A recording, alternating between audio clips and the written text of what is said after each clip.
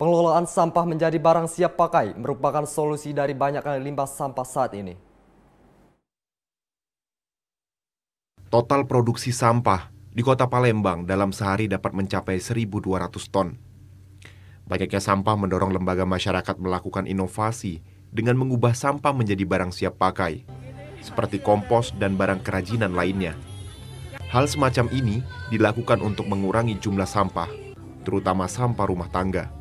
Kalau bank sampah induk itu salah satu bank sampah yang memang tugasnya membawahi unit-unit bank sampah yang ada di lingkup wilayah tersebut. Contohnya di Kota Palembang pada saat ini. Untuk programnya gimana Bu? Bank sampah ini apa aja yang dikerjain? Bank sampah kebetulan di sebelah sana nanti bisa dilihat ada membayar, dibayar, barter, sodakoh, dan menabung.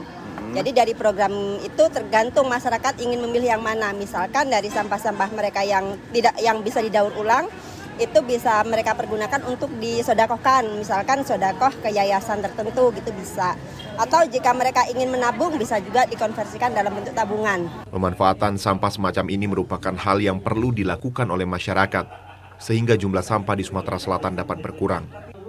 Padahal sampah organik dan non-organik dapat bermanfaat jika dikelola dengan baik. Mengelola sampah anorganik yang berupa limbah dari kertas koran yang menjadi hasil kerajinan tangan seperti tas, tempat tisu, aksesoris, dan lain-lain.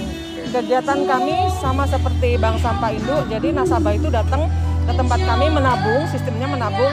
Setelah 7 bulan mereka baru ambil uang cashnya. Minimnya perhatian dari dinas terkait menjadi kendala bagi para pelaku pengelola sampah, sehingga berdampak kepada kurangnya kesadaran masyarakat untuk membantu mengatasi permasalahan sampah di Sumatera Selatan.